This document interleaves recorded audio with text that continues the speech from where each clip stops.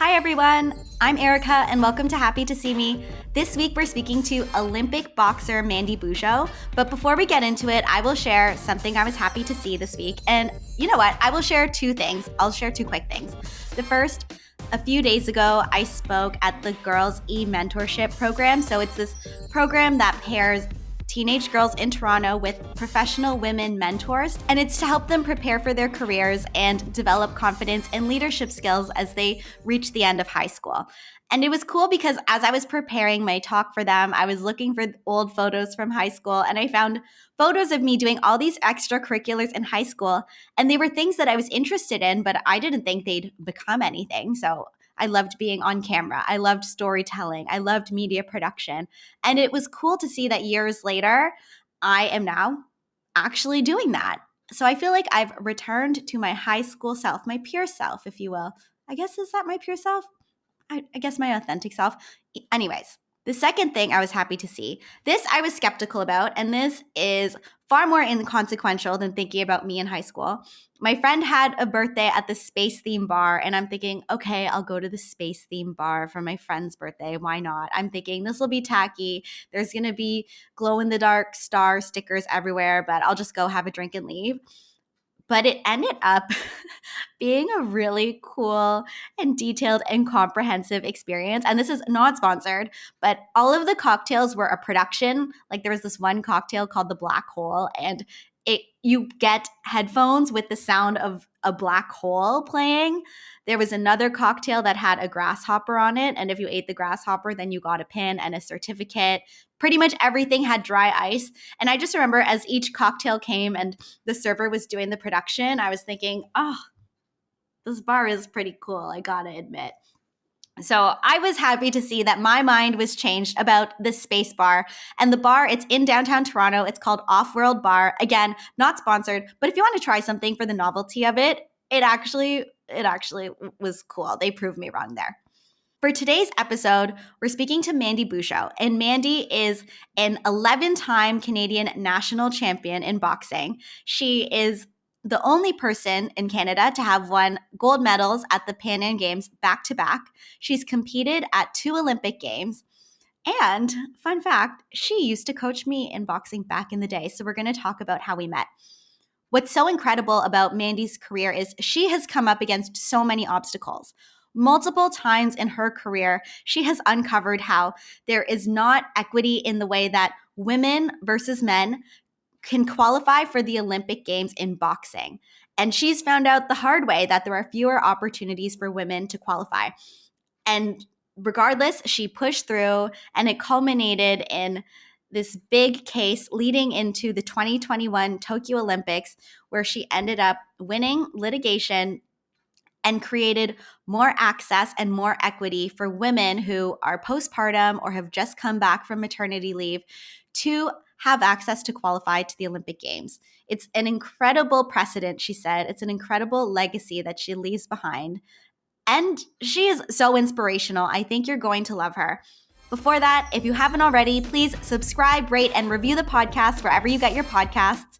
Please subscribe on YouTube and follow us on Instagram. The podcast is at Happy to See Me Pod on Instagram. And now, without further ado, here is Olympic boxer Mandy Bujold. I hope you enjoy it. Hey, Mandy, welcome to the pod. Thank you for having me.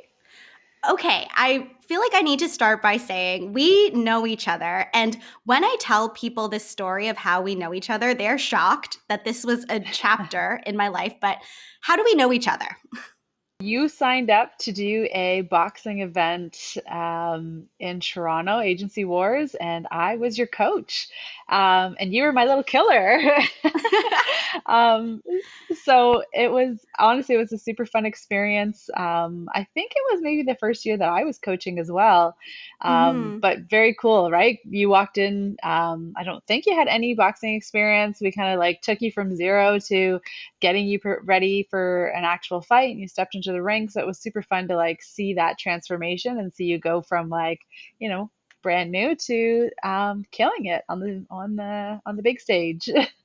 Oh my God, thank you. I actually never played a sport up until that point. So it was just such a Oh, crazy really? experience. Yeah, I'd never played a sport. I had just started working out maybe a year or two before. And I'm like, why don't I just go to tryouts? And then I remember trying out. There's so many people there. I made the team and then I got put on your team and I had so much fun training with you. And just so everyone knows, I lost. And I think at the time it was tough because since I'd never played a sport before, I didn't understand how to lose. And it's such a cool event where there's hundreds of people and there's so many lights on you and there's your family. And I really thought I had it when I went in. And then unfortunately it didn't go my way. And I remember going into the dressing room and I'm bawling and Mandy comes Yeah. running in and she's like, everyone get out. And you're hugging me and you're like, it's gonna be fine. But I think that it was truly such an amazing experience because I think that I needed to learn that I can lose in front of that many people and it's going to be okay. My life still goes on.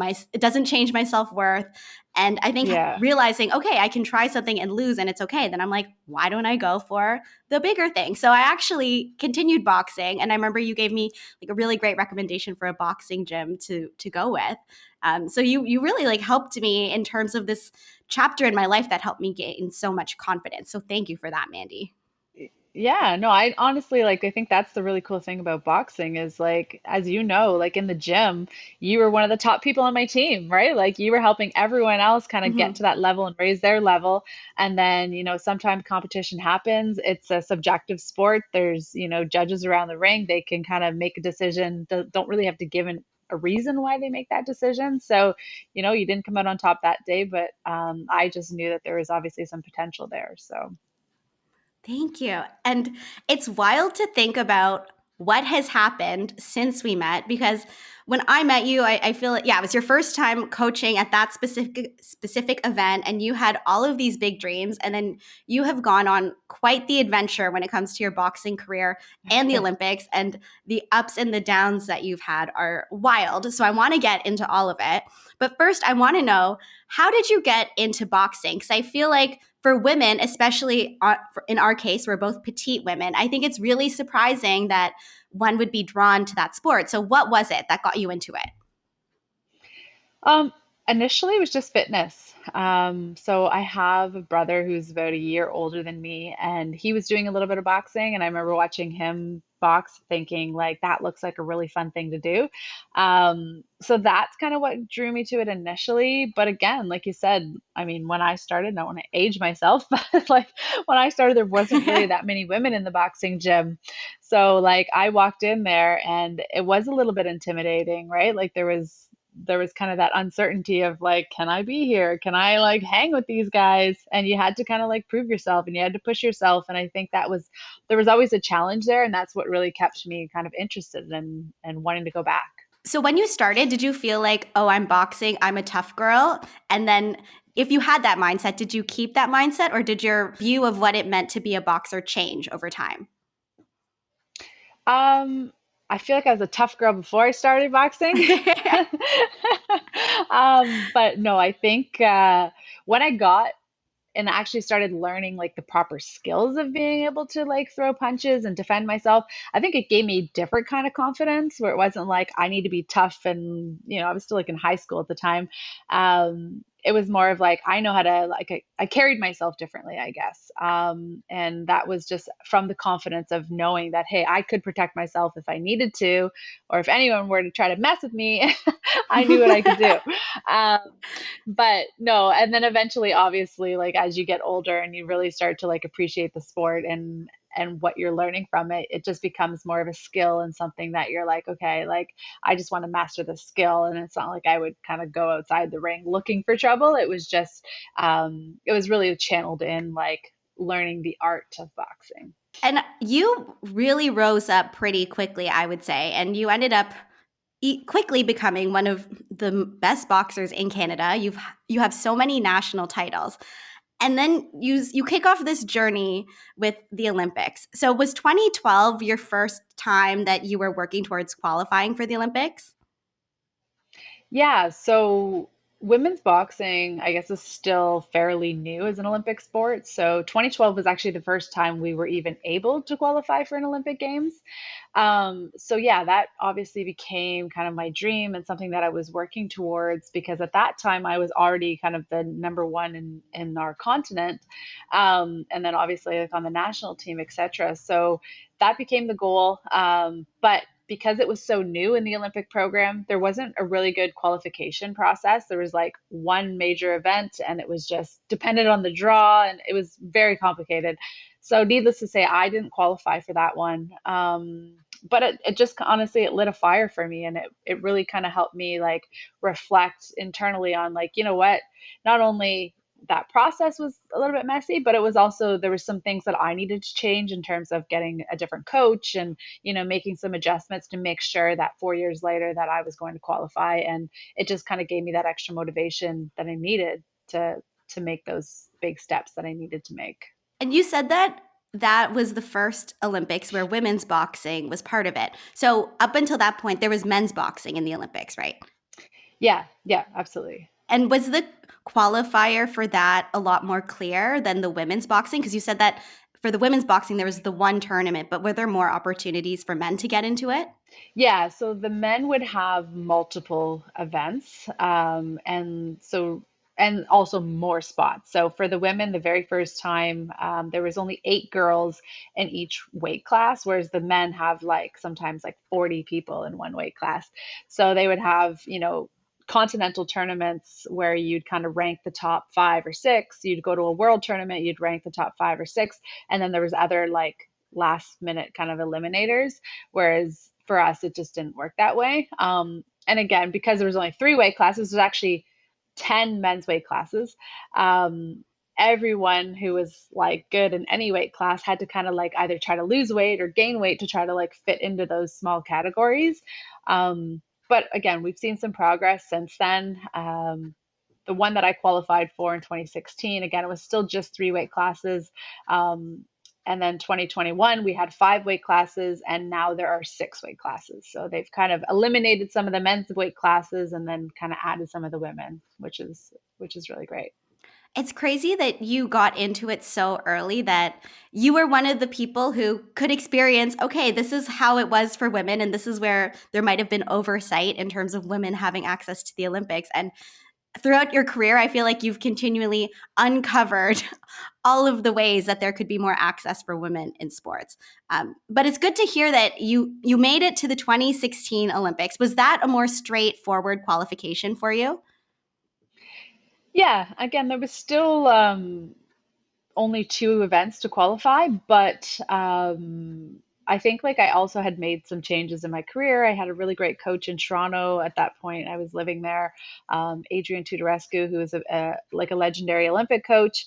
Um, and and then the qualifier that we got to go to was a continental qualifier in Argentina, and that was kind of a familiar place for me where I knew that I knew the girls that I was going to be competing against. I had kind of been the champion of the continentals previously, so that was again like high stakes, but still I was able to come out on top, and that was really exciting because going into those Olympics, I was actually the first person to qualify and number one. So I definitely was kind of a gold medal favorite going into those games.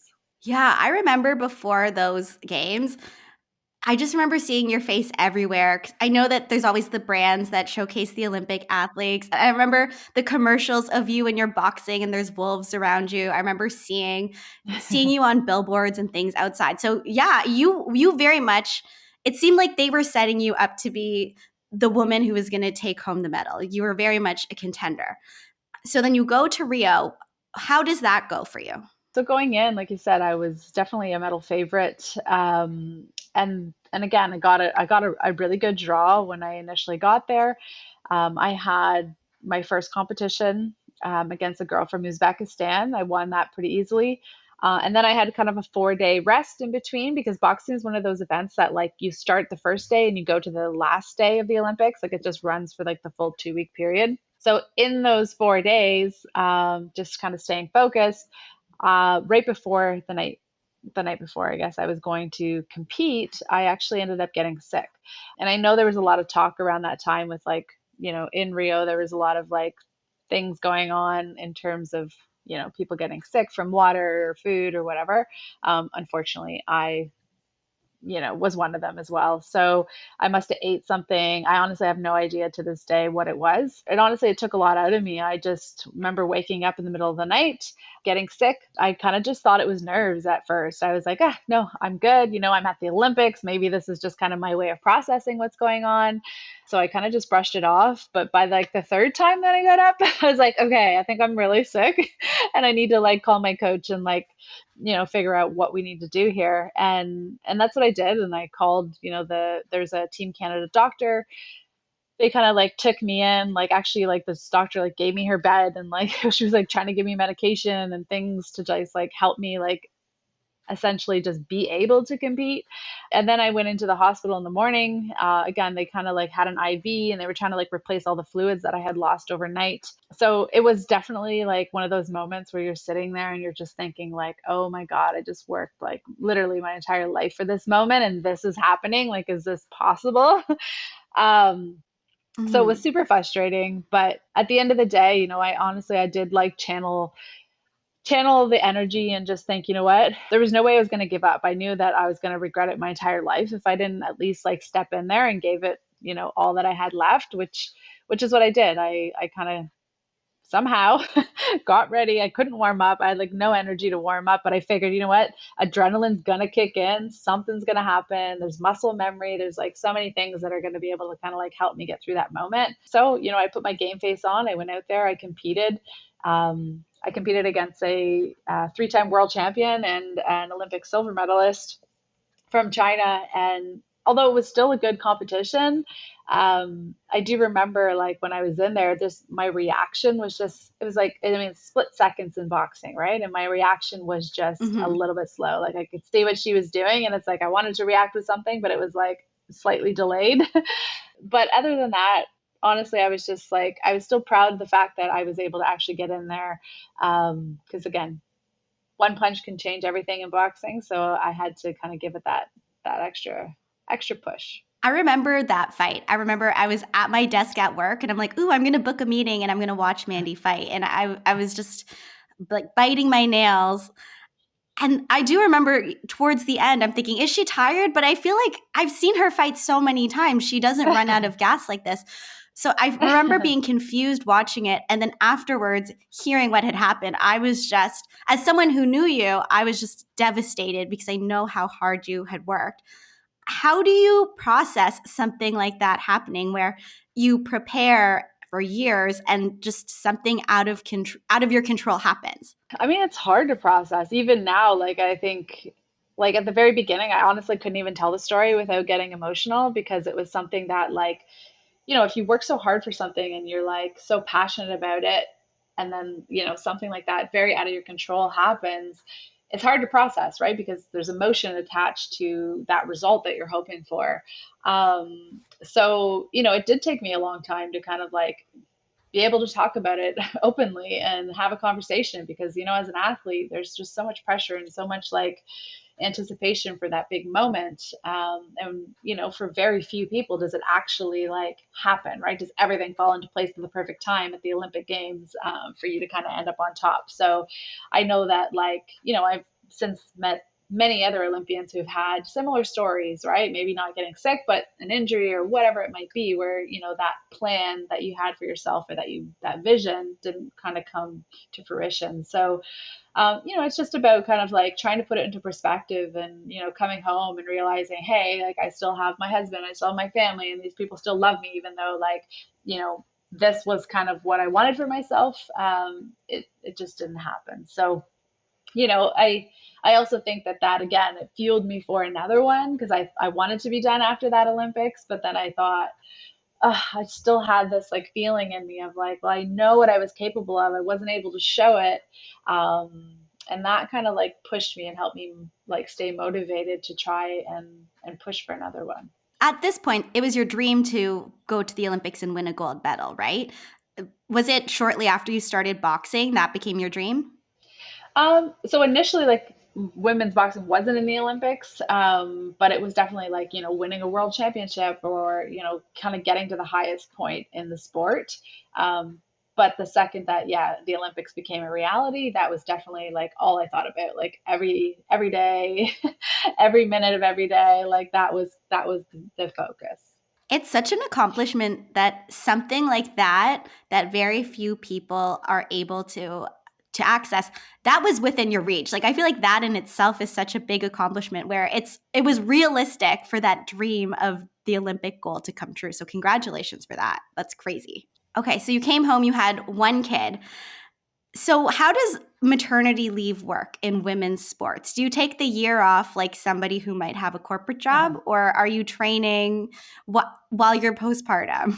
Yeah, there's no such thing as maternity leave for sport. You have to honestly just like plan around the Olympic cycle, which is what I did, right? Sitting down with my coach and strength trainers and like all the people involved, and saying, okay, what's the best time if I want to have a child to do that so that I don't miss any of the qualifying events or any of the events that are going to give you points to kind of like help with your ranking, that type of thing. So it's really just about kind of navigating your schedule because obviously when you, especially with boxing, some sports like running or, for example, they can kind of compete up until a certain point in their pregnancy, whereas obviously with boxing you're not competing, you're not even like sparring or training, to that same degree.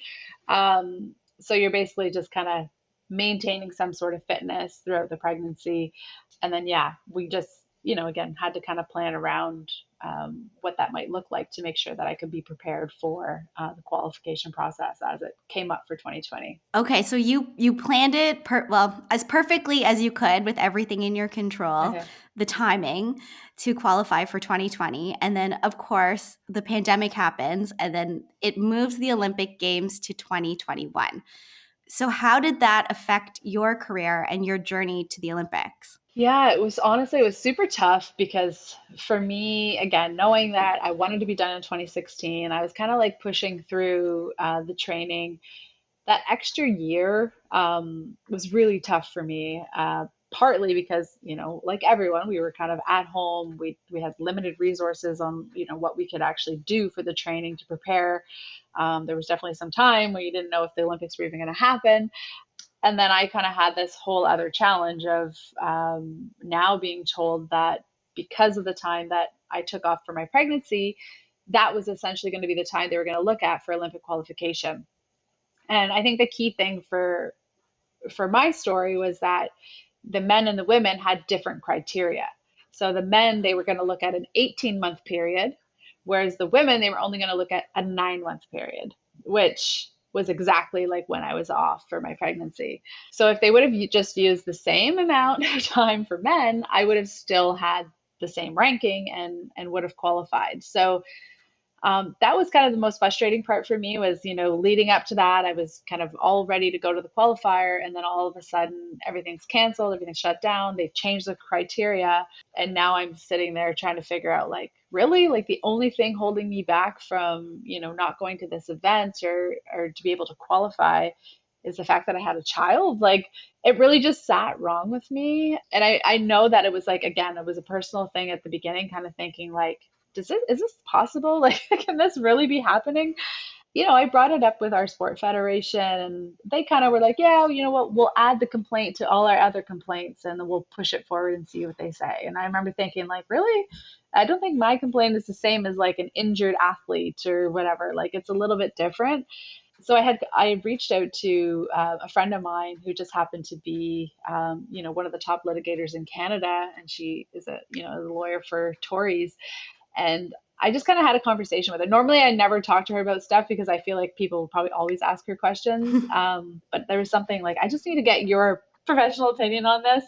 And it literally took her like 3 minutes and like a quick Google search of the Olympic Charter to realize that like there was like a case of discrimination.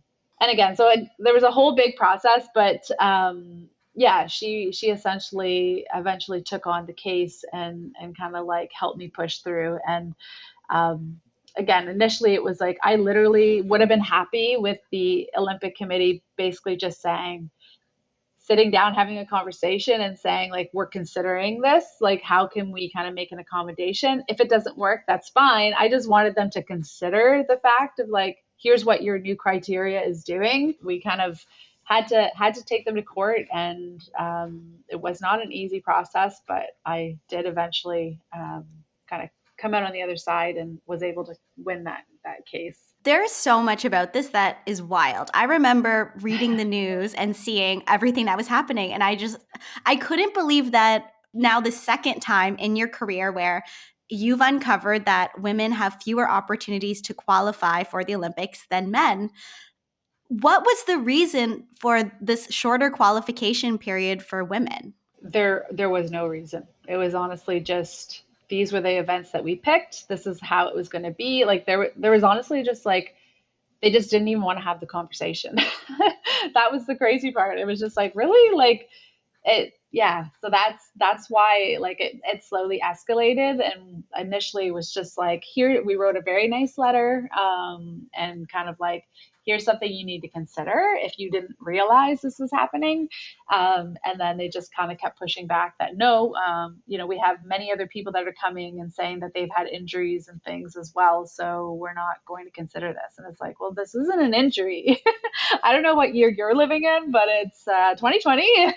And yeah, so it was very frustrating, honestly, because in my mind, I had kind of built up the Olympics as like this, this big thing. It was something that my whole life was focused on. And then when I started having these conversations with, people that were really high up in the Olympic organization, and to see the way that like their mindset and the way that they thought that things should just be the way they want them to be. And it was really frustrating, and honestly like opened my eyes a little bit to like, behind the scenes and the politics and the things that are happening. And it was frustrating. It was a very long process. And then I was also trying to train through that process, right? So like there were days where I was just completely exhausted, trying to prepare for the trial and also having to go to the gym and train. And I was really lucky I had a good team around me at that time to kind of like keep me motivated.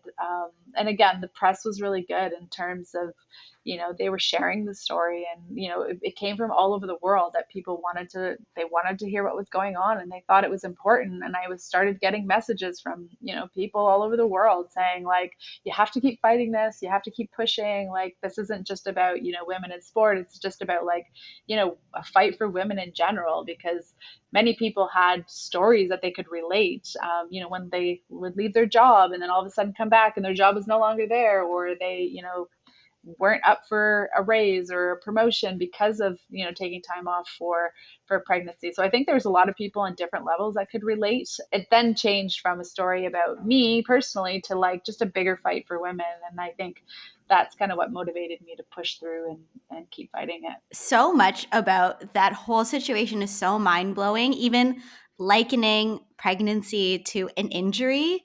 Like, what? That is not the same thing at all. And I could just imagine how heartbreaking it is for you, because as you said, you dreamed of the Olympics your whole life. You probably go into the Olympics thinking your biggest obstacles are going to be your own training or your competitors, or making sure you have the mindset to compete. And it must have been such a shock to see that your biggest competitor or obstacle was actually the IOC itself. And it's Yeah. just, it's just incredible that you had to keep pushing through it. Do you find that since you were training at this time and you were going through this litigation that was getting this global attention, did it negatively affect your training?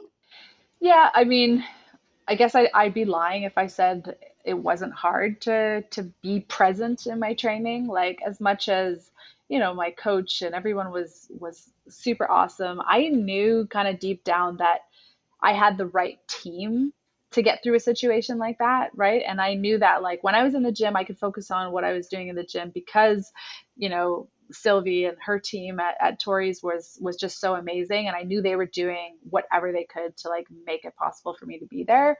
So that kind of obviously gave me a peace of mind. But at the end of the day, like it's hard to like separate the emotion from the like the goal and what you're working towards. So yeah, like there were definitely times where I would show up just in tears, and my poor coach dealt with a lot of tears during that time.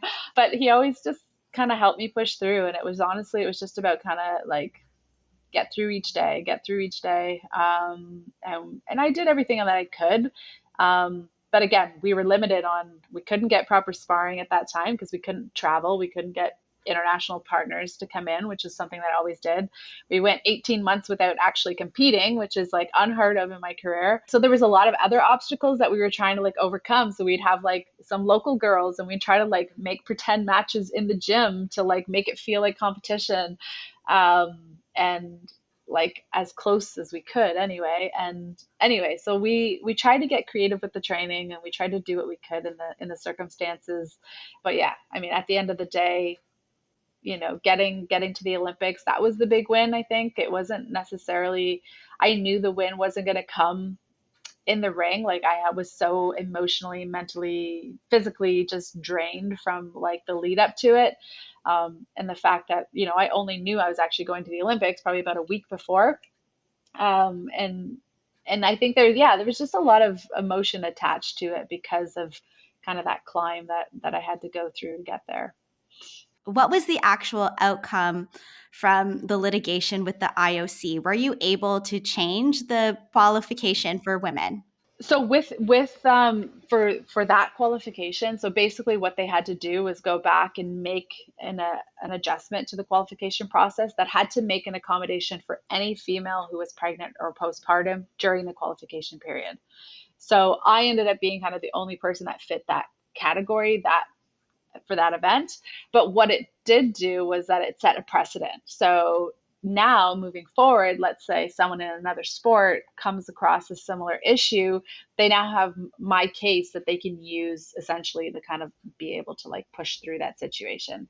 So it was huge in that sense. Like it was definitely like a groundbreaking moment in women's sport, and something that, we're obviously going to continue to see a lot of changes moving forward. That's incredible, creating more access for women and finally being able to make change that, yeah, brings more equity to the sport. And when you got to Tokyo, how did you do at Yeah. the Tokyo Olympics? Um, so Tokyo was a whole different experience. Honestly, it was a kind of a blur because of everything kind of that happened kind of in the lead up, and then obviously it being just a completely different experience at the Olympics during COVID, right? Like you're basically like stuck in your bedroom, you're wearing a mask even when you're in your bedroom, you're not really communicating or seeing any other athletes. It didn't feel like an Olympics. There was no audience, so you basically like walked out into an Olympic stadium to it being quiet, and it felt like you were just like training in your gym. So there was a lot of elements that like I wasn't able to kind of like, I know when I got into the ring, I fought a girl from Serbia, and it was a totally winnable fight for me, but I couldn't turn on that like competitive fire that I normally have. And I think it was just because I hadn't competed in 18 months and I hadn't had to like push to that level at any point. Plus being, emotionally and, physically drained from the fight outside of the ring. So it didn't go my way. Like she had a better day. I didn't win the fight, but at the end of the day, it really came down to there was just so many elements that it wasn't going to happen. It wasn't going to happen for me on that day, and that's okay. At the end of the day, I was obviously frustrated because the whole process that kind of I had to do to get there, that kind of had to be my win, to be honest. I had to kind of look back on it. And again, it took me some time to reflect on that because I'm like, oh my God, I just went through all that for nothing. But that was my own personal feeling. Whereas at the end of the day, I knew that like that win was bigger for women across the board. Oh, yeah. And I feel like you probably had the hardest qualification for any Olympic boxer to date trying to get to the Olympics. How many Olympic boxers needed to go to full on litigation in order to get there? You won before you even Yeah. got to Tokyo. And I think Tokyo was like the cherry on top.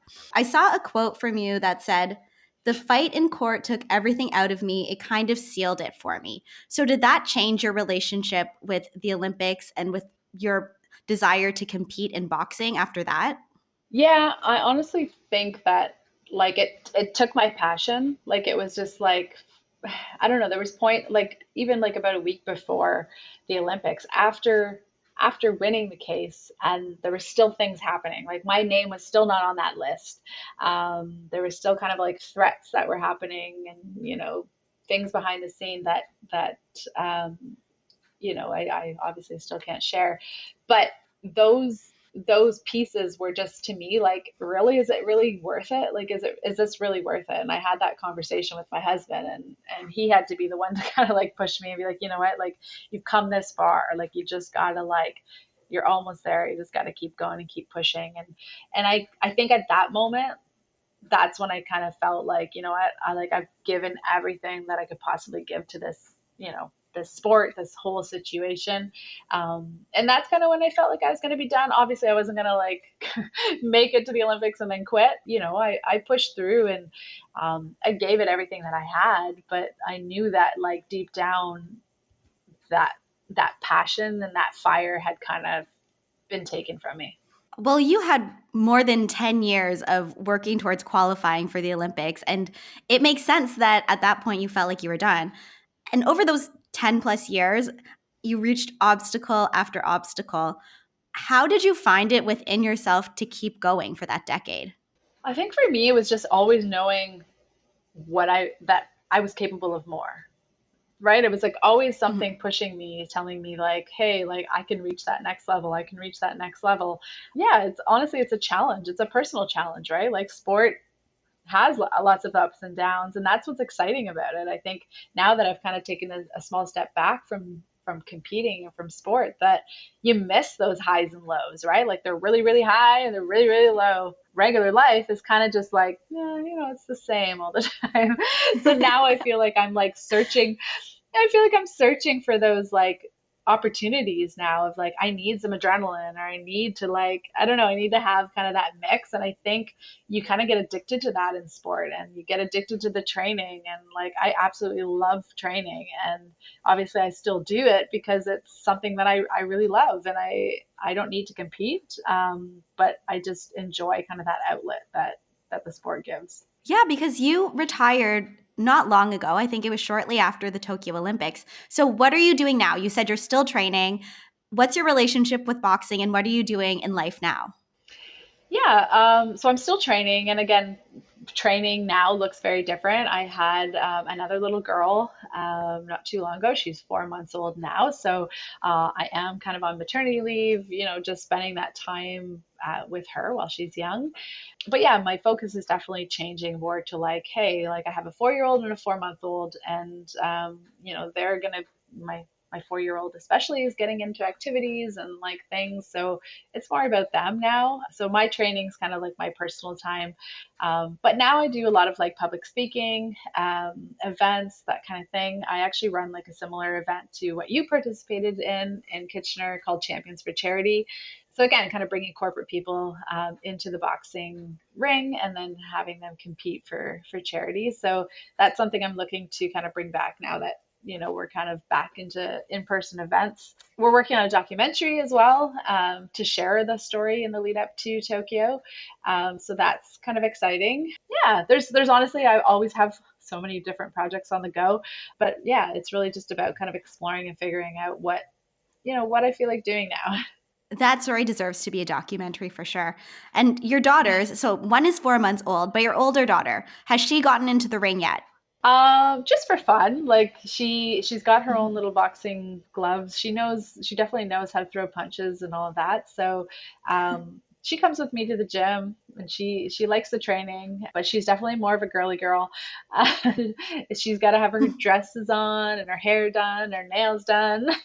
I don't know where she sees it, but yeah, I don't know if I don't know if she'll take it to that level or anything, but Okay, so when you look back to when you first started boxing and you had dreams of winning a world championship, when you started, was there a legacy you wanted to leave behind in boxing? And then now that you've retired, what is the legacy that you felt you've left behind? yeah, I mean, I think obviously when you're starting out as an athlete, you just want to be the best you can be. You want to leave a legacy of like, you know, championships won, or titles, and you're definitely thinking kind of on that, who's the greatest, female athlete of all times, kind of a thing. But now, obviously, I think my legacy is kind of twofold. I would say that I would always be remembered for, the things that I won in the ring, being the most decorated Canadian champion with 11 straight national titles, back-to-back Pan American Games gold medals, and the only female to do that still to this day. Two-time Olympian, again, only female in Canada so far. Those are obviously the titles that I have, but now I think it's more of, that fight, fight like a mother was a big piece of who I am, and that's also like led to other opportunities now outside of the ring of like advocating for women, not only in sport but just like in general, right? Like just gender equity, and how can we kind of continue to better that and make changes so that our children don't have to go through those same situations. And I think that that's such a valuable legacy to leave behind, because even if there are women who get into sports, let's say it's recreationally, they don't even come close to the level of being at the Olympics, but it's just creating more opportunity for women to have access. There's so much that they can learn from it. I mean, hey, I did the boxing match with you and I lost, and I'm like, "Oh, losing changed my life." So I think it's amazing what you're doing to get more women in there.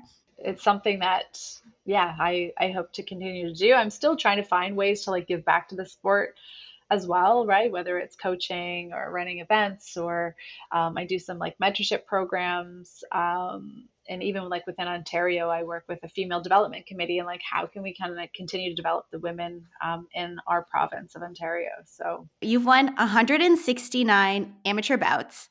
You, of course, won this big litigation. So, aside from those on paper wins, what would you say is your biggest win from boxing? I don't know. I don't know if there's just one single takeaway, to be honest. You learn so much about yourself, your strength, what you're capable of, in all those situations. Like I was literally pushed to the limit. And, I think having to kind of deal with failure, that's when you grow, right? Like that's when you're going to like see what you're really capable of doing. And I think that that's going to help me in all aspects of my life, is knowing that like whatever challenge might come, whatever obstacle might come, is that I'm going to find a way around it. I'm going to find a way through it, and I'm never going to allow those obstacles to become barriers. And I think that's kind of a big piece that I'll take on for the rest of my life. You've definitely proved that time and time again. And especially when you think about how you were the first to have the back-to-back Pan Am Games, the first female boxer from Canada to compete twice, all of your national titles. You also did that through being the first and really paving the way. So congratulations to you, Mandy. It's such an inspiration to see how much you've grown since we first met. If people want to find you and they want to see what you're up to, where can people find you? Probably the easiest is Instagram. That's probably where I'm the most active. And it's just my name at Mandy Bujold. I still share, lots of boxing tips and tricks on there as well. But that's probably the easiest way to connect. I can't wait to see everything you do next. I feel like, yes, this one competing chapter closed, but there's so much ahead for you. So I can't wait to see it. I will always be a fan. Thank you for chatting today. Thank you.